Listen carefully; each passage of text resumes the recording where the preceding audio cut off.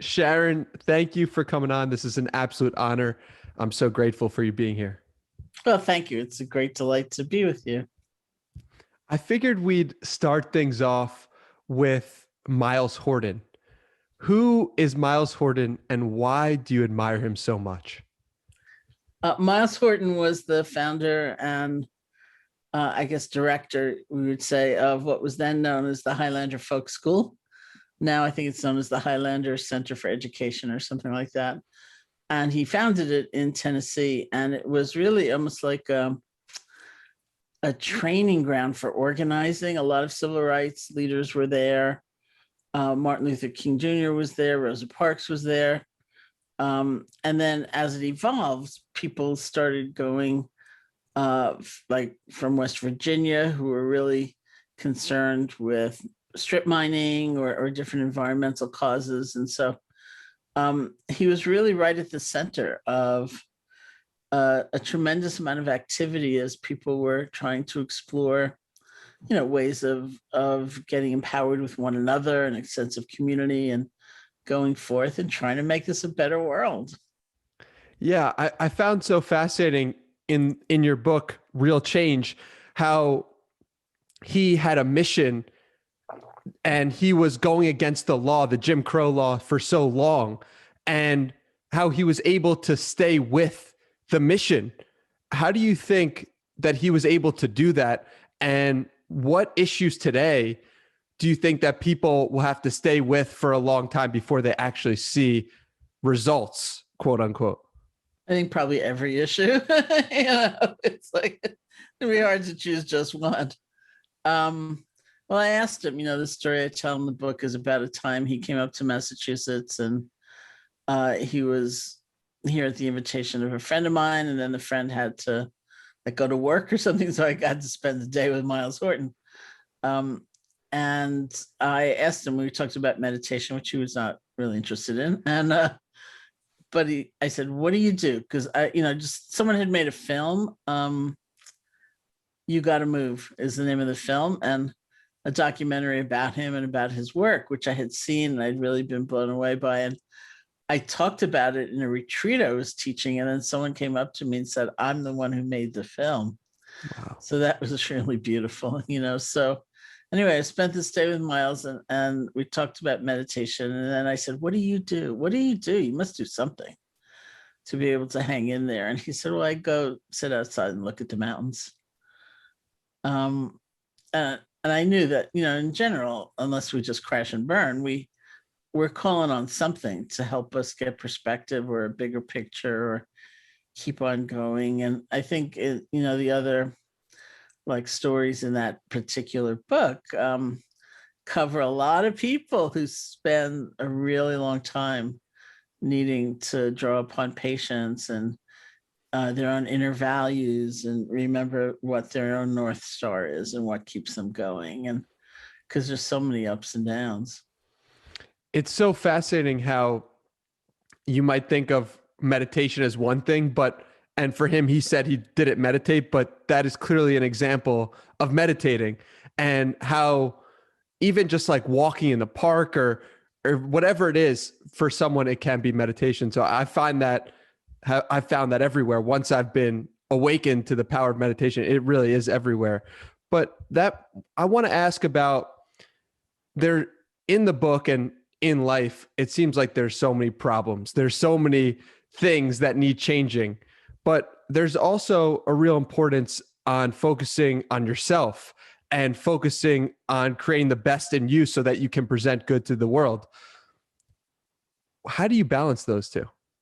Yeah, well, I think, for people who are very connected to wanting to change the world and the suffering of others, and they often feel really kind of guilty, about getting some rest, or getting replenished or thinking about resilience. But I think here we have to be a little realistic, because, so for example, like,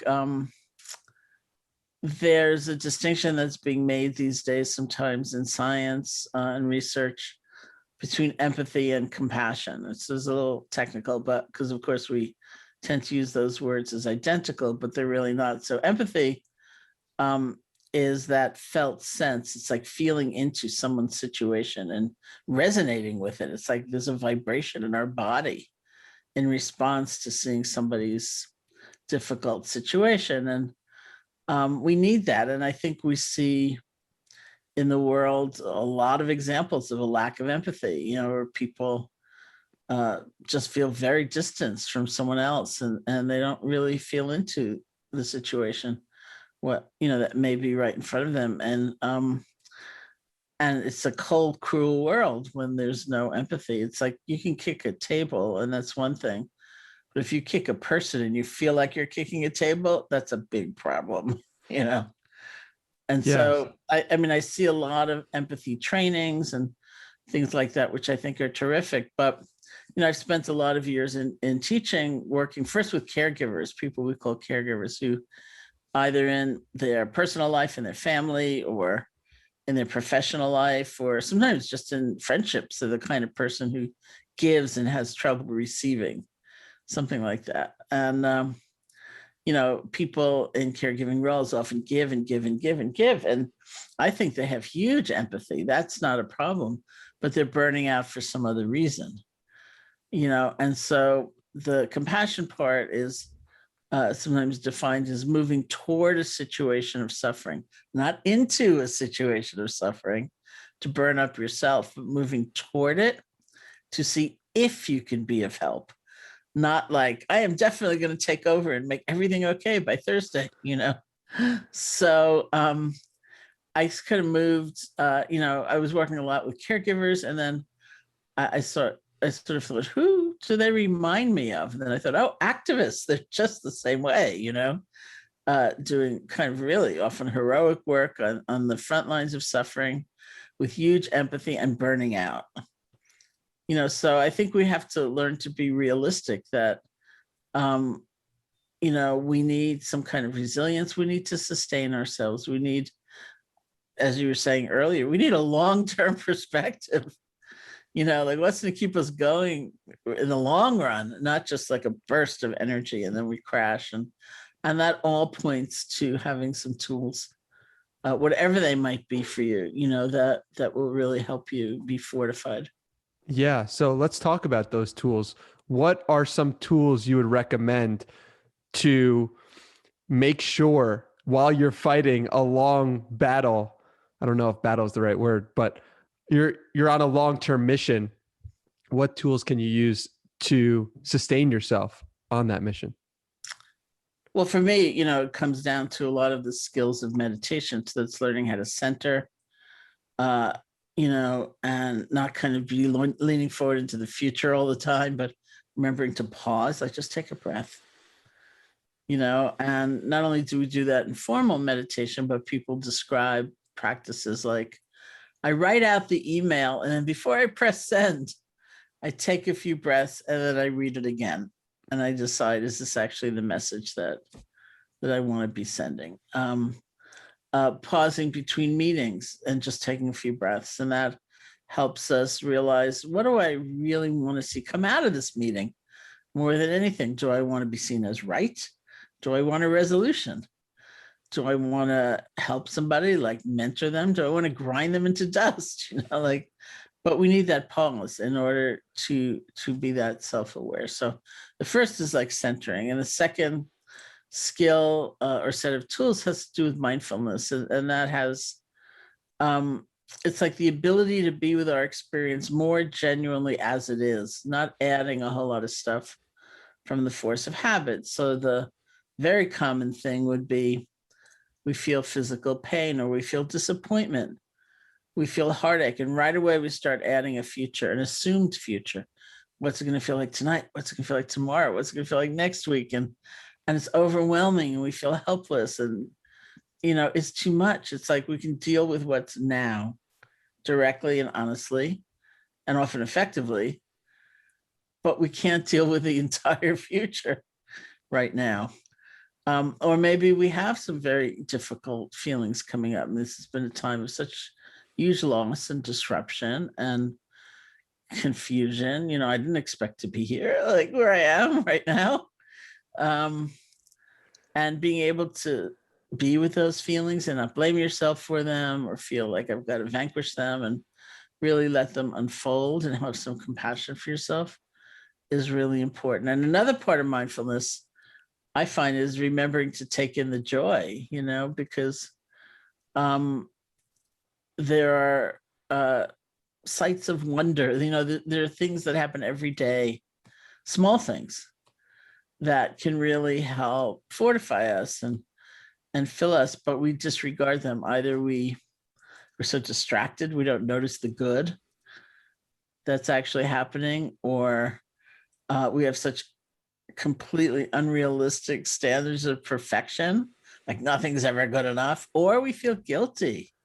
I can't, it's like there's so much pain, there's so much suffering. How can I enjoy this cup of tea or something like that? It seems so selfish, but that goes back to, that basic issue is like, we need something, to help keep us going. And there are things that appear in anyone's life. And, it's sort of like that comment that Mr. Rogers' mother made, which is kind of a cliche now, but it's really true, where I guess he was a child himself. He was, I guess, let's say 9 years old, and asked her how to bear with some tragedy or something he was reading about. And she said, look for the helpers. You have to look for the helpers. And sometimes we have to remember there is good in this world also.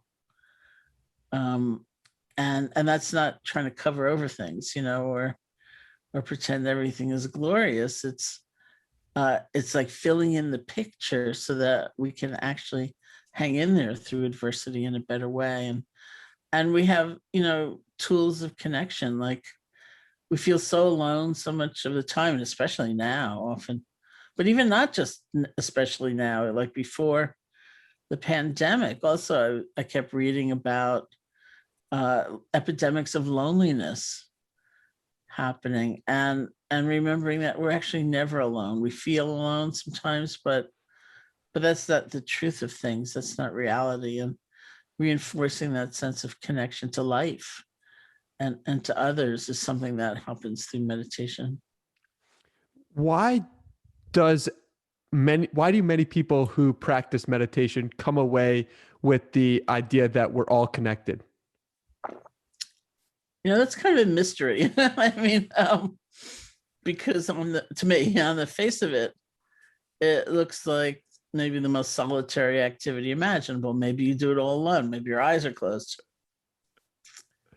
But part of what happens is, like, the reason we practice mindfulness is so we can see more clearly.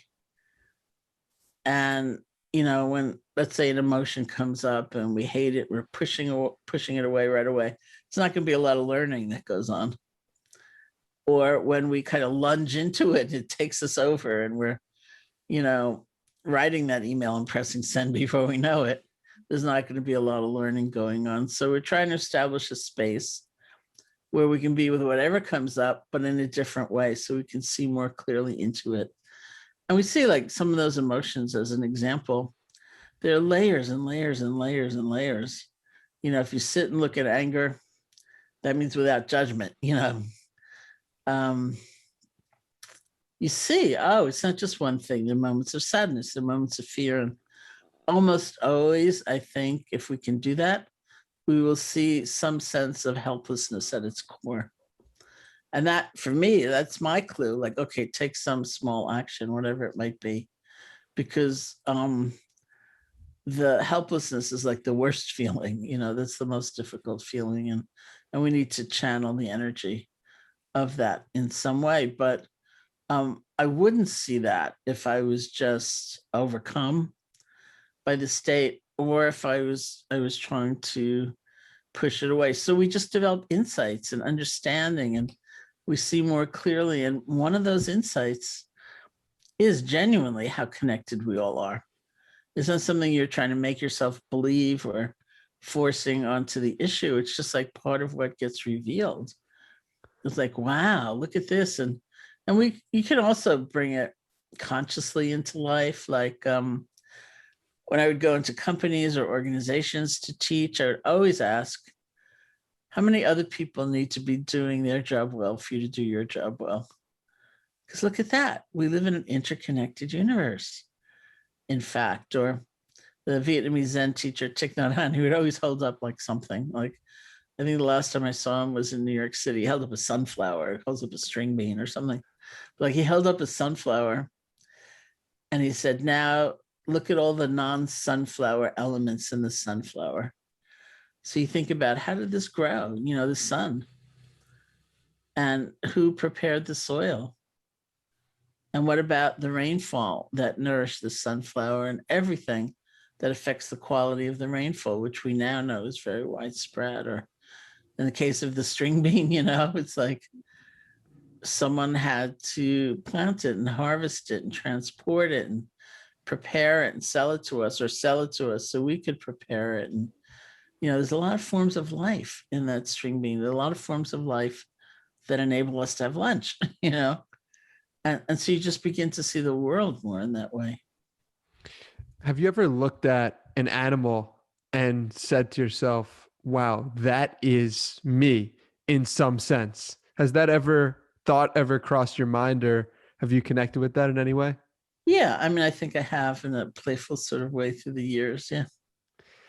Yeah, it was just something that struck me as I started doing my own journey, is like everything around you in a sense is so related to you. And if you really go deep enough and think deep enough, it's like that is you in a sense. So I don't know, just an insight from. Nice. That's nice. Yeah. So one thing I wanted to talk to you about was the Statue of Liberty.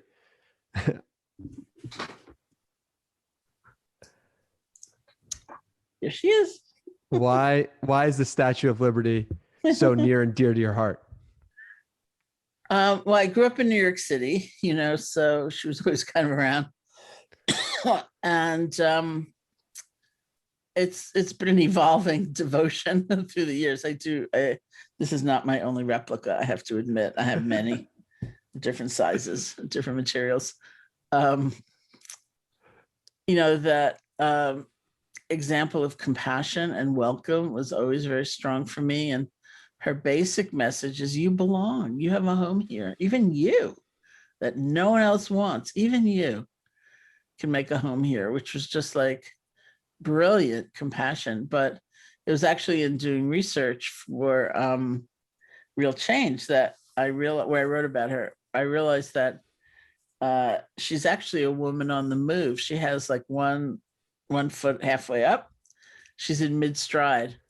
And that became even more relevant for me, because I thought, well, it's not like a passive welcome. You know, she's not like hanging back and saying, yeah, that's good, you're here. You know, she's moving toward, to embrace, to give refuge to these beings who are just appearing. And I really do love her. Hello. Yeah, you mentioned the compassion piece of it has always called to you. Were you always a compassionate person since the time you were young, or was that something you developed throughout the years? I think it's something I developed throughout the years. I think, frankly, the suffering of my earlier life was so big that even when I went to India, which is when I was 18,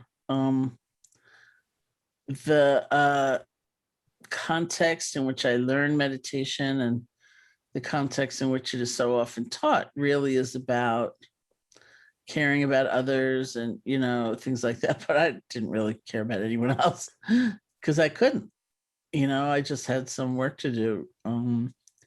Kind of that was preliminary before I could really develop some compassion for others. And of course, compassion for oneself figures in that too, because the more we judge ourselves, the more likely we are to judge others. And I mean, when judge, I mean harshly judge, you know, and so it was a process, but I think it was always very important for me to stay open and aware to the kinds of things people go through in life, because I was going through some of them. What came first, your compassion for other people or for yourself? I think it's not, exactly linear like that. I think they both arose together and deepened together. Yeah. Do you recall a moment when you were like, "Wow, I actually care about myself and or others"? I think, there were many moments, certainly in terms of caring about myself, that were, I mean, one of the things I say about meditation, and most especially loving kindness meditation, which is a particular method where you're offering phrases of care to yourself and to others, like may you be safe, may you be happy, and also to oneself. And um, when we opened up the Insight Meditation Society here in Barre, Massachusetts in 1976, we had a month without programming. And so those of us who were here thought, oh, well, let's just meditate ourselves. We can do a retreat for a month. So I'd heard about this kind of meditation. I'd already been practicing for like for quite a number of years. And um, I, had heard there was a kind of technique called loving kindness. And the way you do it is by repeating these phrases silently and so on. And you go in a sequence, like first you offer loving kindness to yourself and then others, and then finally all beings everywhere. And so I thought, okay, I've got a month, let me just do it. And I spent a week doing loving kindness for myself, and I felt absolutely nothing. And then something happened to somebody like in our larger community. So several of us had to suddenly leave the retreat, and I had to leave the retreat. So I was upstairs in the center in one of the bathrooms getting ready to go, and I dropped this big jar of something on the tile floor. It just like went down and it shattered. And I remember the first thought in my mind was, you are really a klutz, but I love you. And I Wow. thought, look at that. You could have given me anything in the course of the week, and I could not have honestly said something was happening, but something was happening. And I think I say it all the time to people that, we always look, let's say you meditate 15 minutes a day. We always look to that 15 minutes for the sign that we've made progress, that there's some results, but it's not going to be there. Maybe occasionally it is, but mostly it's going to be in your life. The way you speak to yourself when you've made a mistake, or how you are meeting a stranger, or in a time of adversity. That's when it shows up. And of course, that's when we need it. So that's a good thing. But it can be very frustrating if you're just saying, well, I still get sleepy, or, when I meditate, my mind still wanders or something. It's okay. That does seem to hang a lot of people up, right? The idea that they're not doing it right. Um, and I'm sure you've heard that so many times over the years. I'm not doing this right. I'm not doing this right. What is your typical response to someone who says they're not doing meditation right? It often to ask, what makes you think that? Because people do have different expectations, and often they're kind of wild and misconstrued. The very common one would be, I can't stop thinking. I can't make my mind blank. I can't wipe out all thoughts. I can't only have beautiful thoughts. There's really, that's not what meditation is about, in my understanding. It's not trying to abolish thinking. It's really changing our relationship to the thinking process and really everything that goes through. We don't want to get rid of thinking. We can't get rid of thinking, but we don't have to be swept up in every thought. And we certainly don't have to leap to our feet because of a thought and type out an email and press send, and then later on go, whoops, like, what did I do? We want a different relationship to our thoughts, and that we absolutely can do. And so most people, I find, are honestly really needlessly discouraged about meditation. And if they had either some reassurance or some, better understanding, it wouldn't seem so hard. What makes a good meditation teacher? Any number of things. I think, of course, a good motivation, that's pretty important. And I'd say a body of knowledge. It's easy to think, well, this stuff sounds so simple, and I've done this for, a week and a half. I'll just teach. But I don't think that really serves the people. So I would look, if I was looking for a teacher, I would look for some real experience and having some sense of really the body of knowledge. And I'm sure what contributed to your body of knowledge was going to India at 18. And you mentioned in the book how you were fearful of doing that, fearful of going to India. And I'm curious, what frightened you the most about going to India and being there? I think everything frightened me. I mean, I was 18. I was going to college in Buffalo, New York. I'd grown up in New York City, and I skipped 2 grades, which is why I was so young. I went to college when I was 16. And I'd never even been to California before. It was just like, and in those days, most people did not fly directly to India. We flew to Europe and then went overland by bus and train, or, some way to go through all those countries, and everything was new and scary. And but there was something also by the time I got to India, in that actual encounter, I felt more at home, than I had throughout the whole journey. And so, I mean, it was all everything, like India's was very intense. It's like every, the sights, the smells, the sounds. It was like super intense, and worked on its own rhythm. This is, of course, a long time ago. This is 50 years ago.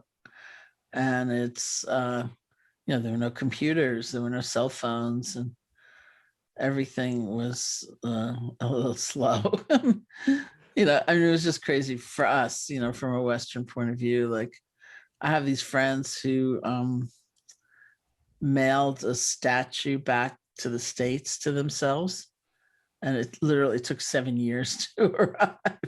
Oh my God. So things weren't always that slow, but it was like, it was not a tidily efficient system of anything. Why do you say that you felt at home? It was just a sense. It was a sensibility, that there was a lot of tremendous generosity of the people, and often, being enfolded in some kind of family situation, and sometimes a very, very poor family, but they would just want to take care of you and feed you. And there was a lot there that was very beautiful. How would you compare going to India and a 10-day silent meditation retreat? Well, it was extremely different, but I did those retreats in India over and over and over again. But it's the same as like practicing in Burma in later years, and Nepal, although Burma was more like India in some ways, in that loudspeakers would be blaring, and sometimes in Burma, they'd be playing rock songs, but in Burmese, and you'd be doing like walking meditation. You think, I know that song, but I don't know any of these words. Like, then you realize that's the Beach Boys or something. It's like loud, loud, loud. Construction and music blaring, loudspeakers blaring, and people have this image of probably an idyllic, little peaceful oasis, but it wasn't like that at all. Okay, so did you come back from India with the idea that meditation was what you're going to devote your life to, or was it a different progression than that? I thought the practice of meditation would be what I devoted my life to. I never really thought I'd be a teacher, but I came back twice actually, because I was there on an independent study program from the university. So I was supposed to go back in a year, and I stayed in India longer than a year. But I did go back to Buffalo, and I did what I needed to do to get 2 years of independent study credit instead of 1 year. And then I went back to India to continue practicing and studying meditation. And so it was 1974 that I finally came back to the States. But I didn't think at the time it was final. I thought, oh, I'll go back, I'll get a new visa, I'll do the things I need to do in the States, and then I'll come back to India for the entire rest of my life. And I went off to see one of my teachers, this woman named Deepama, who lives in Calcutta. And I told her that I'd be going back for a short little trip to the States, and just to say goodbye and like get her blessing. And she said to me, when you go back, you'll be teaching. And I said, no, I won't. She said, yes, you will. I said, no, I won't. And she said, yes, you will. So that was actually what happened. Of course, she was right and I was wrong. And I've gone back many times since, but it's always been, to study for a certain length of time, never with the idea that I was going to live there. I just got chills because how do you think she knew? She knew, she knew a lot of things. Yeah. It's really because you hear these stories all the time, right? Like of gurus or teachers from India having foresight of the future. Mm-hmm. And maybe it was foresight, maybe it was just intuition. What do you think it was? I think it was a combination because, I kept saying, no, I'm not going to do that. I couldn't fathom that I was capable of doing that. And then she said two things. She said, you really understand suffering. That's why you should teach. And which was really the first time I'd ever thought about, everything I'd been through in my childhood being kind of a value in some weird way, and then she said, you can do anything you want to do. It's you're thinking you can't do it that's going to stop you. And I left her room. She lived up in the fourth floor of this building. We'd call it a tenement. And I walked down those stairs thinking, no, I won't. It's ridiculous. I'm not going to do that. And I came back to the States and his life unfolded. Of course, she was right and I was wrong. Why did you think of it as ridiculous?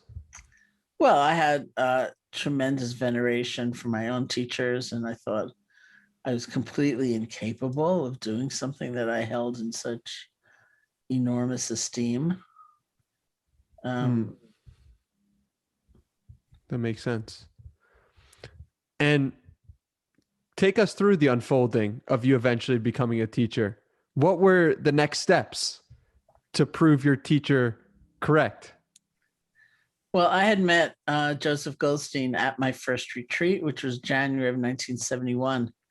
And he was already back. He'd come back maybe 6 months or something before I had. And he was in Boulder, Colorado. This is 1974 in the summer. And he was teaching at Naropa Institute's first summer.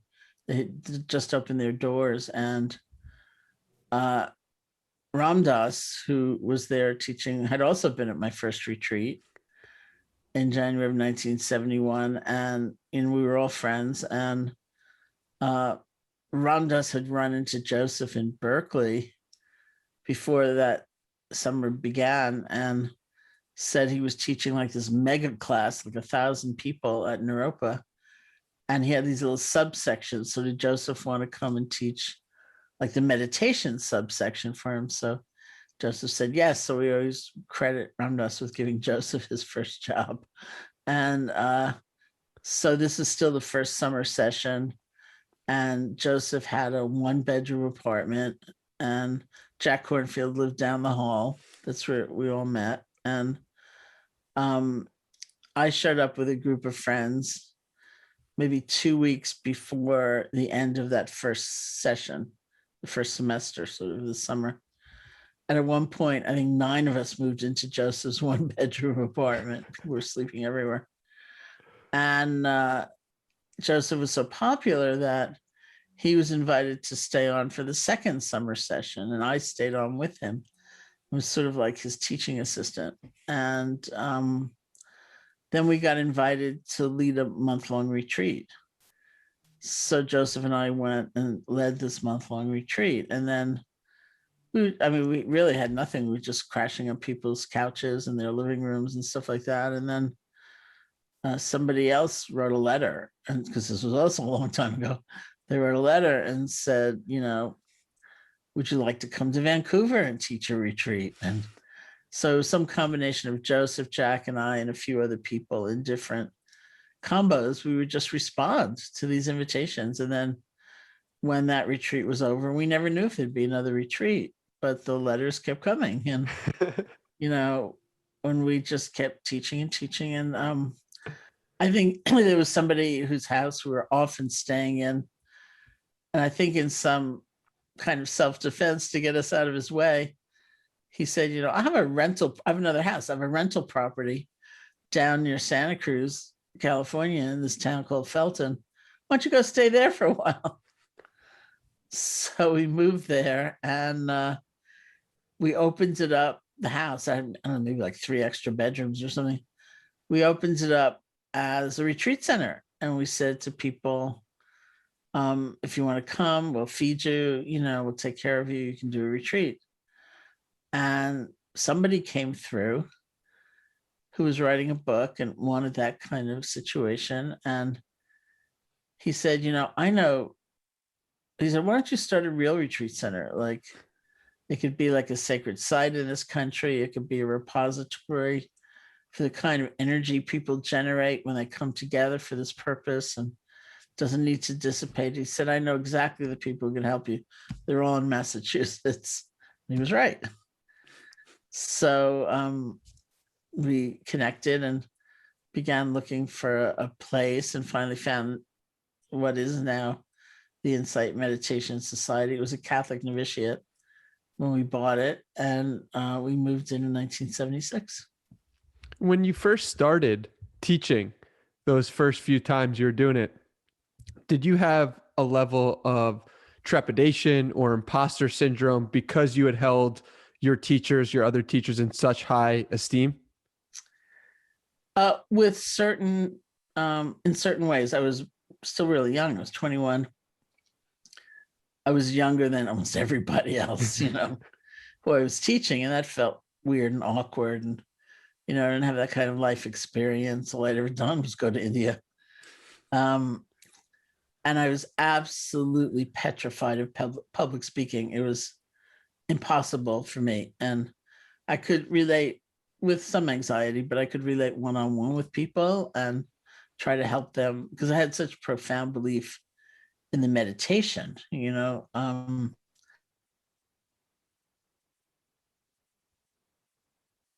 I couldn't speak. I couldn't just give a talk. It was like, so that first retreat Joseph and I taught was a month-long retreat, and he had to speak. The way we do it is there's one like formal talk every day, usually at night. So we had to give 30 talks in a row because I just couldn't. And people were going up and yelling at him and saying, why won't you let her have a voice? Why won't you let her speak? And he said, I'd love a night off. Go talk to her, and I just couldn't do it. I was panicked. I thought, well, what if I sit, and I'm speaking and my mind goes totally blank? And I'm just going to be sitting there and everyone's going to know. And then I remembered, so this is before the story I told earlier about being in Barre and dropping the jar. I remembered there was a practice called loving kindness, and it had a guided meditation. So I thought, well, maybe I could give a talk on that, because if my mind goes totally blank, maybe I could just start doing the guided meditation. No one will notice that I, lost my train of thought. And so that was the only thing I could talk about for a long time. And upstairs here, I have all these cassette tapes, because they're all cassettes, of me giving basically one talk, which was the loving kindness talk. And then one day it was like I realized, in a way, it was all about loving kindness, and that it was all about connection. That's why people were there. They didn't expect perfection from me, or they really just wanted to connect and feel good about their practice and get some inspiration. And so from then on, I could give a talk. How crazy is it to you that at one point you were petrified to speak to, I don't know, a room full of people, and now your voice has been heard by millions? I know Have you ever bizarre. considered that? I don't think millions, but I think quite a number of people. But yes, I know. Like when we were, talking just for a few minutes before, like once I was at actually some Dalai Lama lectures in California, and this whole group of us went out for lunch, in our short little lunch break, and we're just like in this Mexican restaurant, and someone at the next table looks over at me and says, "Sharon," because she heard my voice, or standing in an Wow. acupuncturist office, someone was checking out and I was checking in, and I said hello, and she said, "Are you?" So it's really very funny, that it's pretty widespread. Yeah. You bring up the Dalai Lama, and in the book, you mention about how what he said about 9/11 impacted you so much. And it was just 4 words. He said, about 9/11, it happened. Why did that impact you so greatly? Strange, isn't it? Because I knew it happened. I was never a denier, so it wasn't on that level. But there's something about, such intense suffering where I think we have the habit of kind of skirting around it and, thinking about it, but not really just it happened, not that complete, open-hearted acknowledgement. Yes, that's true.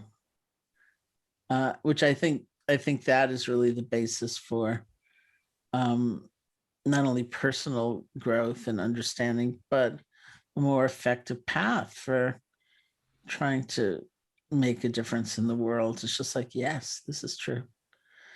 And usually we embellish things so much, with whatever, it might be too much interpretation or too much elaboration, so that we're not actually just feeling like, yes, this happened. Or, we avoid it some other way, but it doesn't look like avoidance. But when you actually look at it, it is avoidance. And so just to sit there with it and just say, oh yeah, it's true. Made me realize that I had sort of been flitting around it in some way prior to that.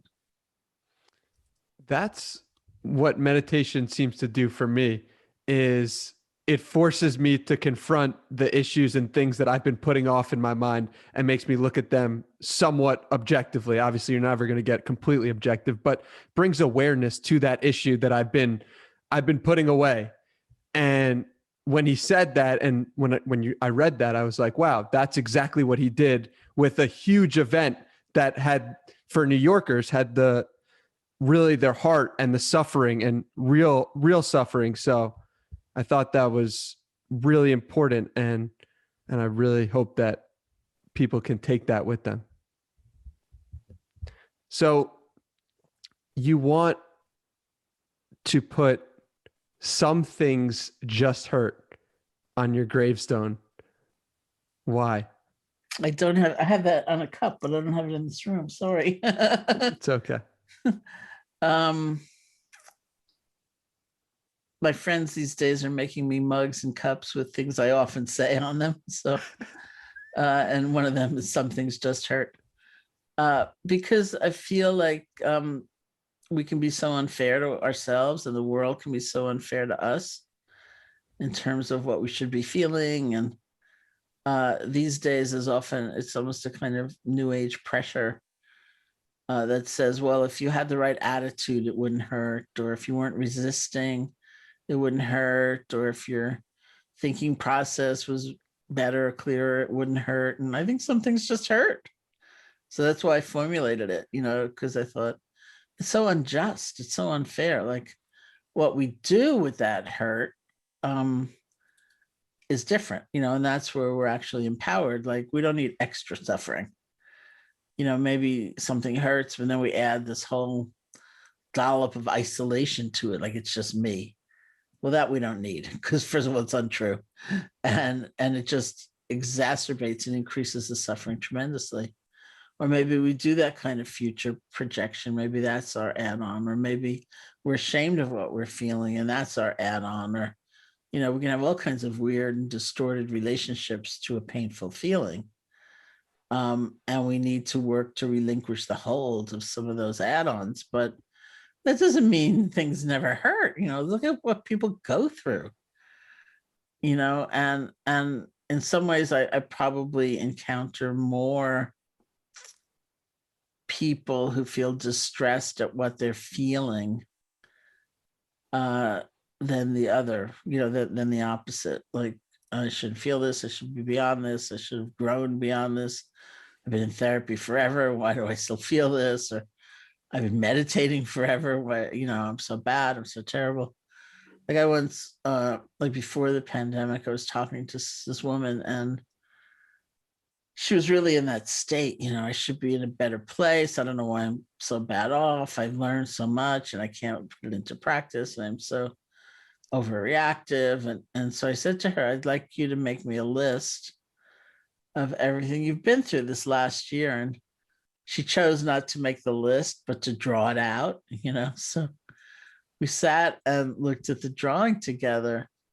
And I said, I just want you to take a look at this, like, my house burnt down, my cat died, my, brother. And I said, you have been through a lot. This is very difficult. And if we can start from there, then we can, work in different ways to keep moving, to keep growing. Why do you think the practice of writing it out or drawing it out is so effective? Well, I mean, I think she just wasn't allowing herself to recognize that. I once read somewhere that trauma is a normal reaction to an abnormal situation. And sometimes I don't think we give enough credence to how abnormal a situation can get. Like, I have been here since March 14th, 2020. I did not plan on that. In fact, when I first came up here, I have a house here and the retreat center, and it was wonderful. And I have a really little apartment in New York, and I decided to come up here for 2 weeks, and then I came up with my snow boots, and then it was summer, and then now it's summer again, and we go through a lot, every single one of us, and some more than others, of course, tragically, but we don't ever stop often, for many of us, and just give credence to that. It is incredible what happens when you just put your thoughts on the page, or just write it out, or just take a minute to give yourself reflection, because so often we're going to the future, going to the past, but when we're forced to put it out there, we're forced to be in this moment for what it is, which is a beautiful thing. When you have this great quote that I want to talk to you about, you mentioned anger before, and you said, when you strip away the fear from anger, you have insight and energy, which together take the form of courage. When I read that, I was like, whoa, whoa, whoa, whoa. So I'm going to read it again. When you strip away the fear from anger, you have insight and energy, which together take the form of courage. That's powerful. Sharon, when did you come up with that? How did that insight get to you? I only have one way of developing insight, which is meditating, really. Well, it's a little bit like, what is a more poetic way of saying what I was saying before, that if I sit, let's say I sit and look at my anger. So that means, first of all, a pivot, because when we have a strong emotion of any kind, we're usually even entranced by the object or the story. It's like if you're really angry at somebody, you think about what they said, you think about what they did, you think about your vengeful plan. And it's very rare that we kind of pivot our attention as though to say, what is anger? What does it feel like? Not why is it here and what am I going to do about it, but what is this? And that's the first thing we do. And then we have to let go of some of the add-ons. I shouldn't feel this, or whatever it might be, you see those things come up in your mind, you see if you can just relinquish them and let them go and let them go and let them go. So then you're left with like, what does it feel like in my body? And you just pay attention to whatever you discover. And what's sort of like the movie of anger, if you're watching just the unfolding of the different feelings, that's where you find the fear and the sadness, and where I find the helplessness. And I think we basically do. And that is my call to action once I feel the helplessness, because that's a pretty corrosive feeling. And we will often do many things to not have to feel that. And it's not that anger is bad or wrong. It can be self-destructive, tremendously self-destructive, if we harbor it and nurse it. And, it can also, in terms of action, lead to some very clumsy, unthought through actions. You know, we're trying to retaliate. We're trying to make the helplessness go away. But when we're in the super grip of something like that, it's like you don't see options. You don't have creativity, or you don't even remember. It's like right now, this is an exercise I often suggest. Right now, just remember a time you were really, really angry at yourself and just bring it up. Now, that's not a time where, generally speaking, we also think, you know what? There were 5 great things I did that same morning that I said that stupid thing. It's like those 5 great things wiped out, right? So we don't have the information that is going to paint a more complete picture. It's like, I am that idiot and I always say stupid things and that's all that I ever do. And I'm so bad. And I'm so terrible. So none of that helps effective action. You know, like, first of all, we get exhausted by the harangue and demoralized, like I can't do anything right. We have incomplete information because we've just jettisoned a whole bunch of stuff that happened that same morning. That's why we don't see options. We feel trapped. We don't have room for creativity. It's not actually the best basis for taking action. And so we want to be able to utilize it skillfully and then really take some action. You mentioned creativity, and I'm curious, where do you think creativity comes from? I think it comes from a kind of spaciousness in our minds. Like, it's really what I was just describing. Like, in that spaciousness, things become more apparent. Or part of creativity, I think, is it's almost like relationship, like how one thing relates to the next, and often in unforeseen ways.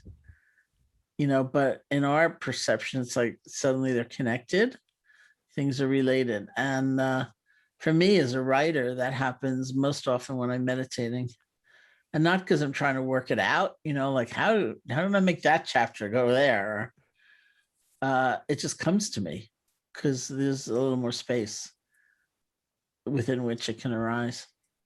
Yeah, it's like from this sense of nothingness comes everything. Yeah. That's how I feel about creativity. Is that also true from your perspective? Yeah, and that's a beautiful way of saying it. Thank you. One question I have for you, Sharon, is how much should we focus on the news? Because in one sense, I feel it's really important to be informed about what's going on in the world. But in another, like we were talking about in the beginning of this conversation, it's like the more you pay attention, the more I feel sucked into it. So what is the answer? I think everyone has their own answer, you know, but I think in general, probably some better boundaries would be good, you know, and I have friends who don't agree with me on that. And I'm not following that, or, you know, but because I think, and here too, I think it's a place where self-knowledge is really, really good. I think what many of us find is that we're not just becoming aware, we're getting obsessed, you know, And I don't know if you know the phrase doom scrolling. I didn't used to know what it was, like I didn't know what it was. And somebody interviewed me for the New York Times about doom scrolling. And I had to say, what is that? And he said, I got your name from a colleague of yours who recommended you. And in fact, I did doom scrolling, So once he told me what it was, I thought, because you're just going through like all these tweets or whatever, form of media you take in. But what you don't realize at the time is that it's often the same story again and again and again and again and again. And you're just getting overwrought. You're not learning anything new. You're just doing it again and again and again. And so what I said to him, the journalist, was like, there are just these various things. Like I realize, I'm getting overwhelmed. I need to stop, or I need to have better boundaries to begin with. And then when the article came out, I saw that I was in there and my colleague was not. So then I talked to her not too long ago, and I said, did you recommend me because you knew I did it and you don't do it?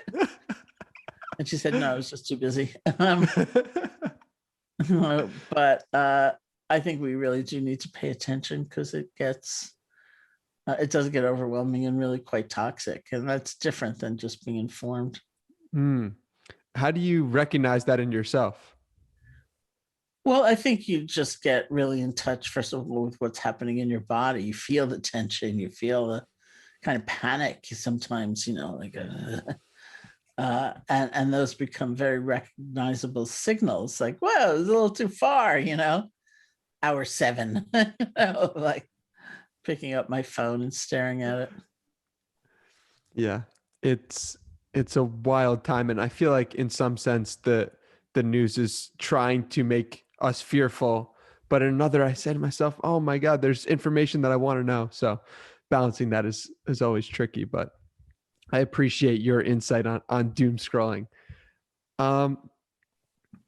Sharon, this has been a lot of fun, and I really appreciate you taking the time. Is there anything you'd like to mention before we go to a close? Anything that we haven't covered that you would like to leave us with some final parting words? This has been quite lovely, and there's nothing coming into my mind. Don't doom scroll if you can help it. Yeah, that's a great message. Thank you, Sharon, for your time, your wisdom, and sharing your story. Where can people find more from you? My website is just SharonSalzberg.com. And I have a podcast myself called the Metta Hour, METTA. And you can find all that information on the website. Awesome. And we'll link those below. Thank you again, Sharon, for your time. Thank you.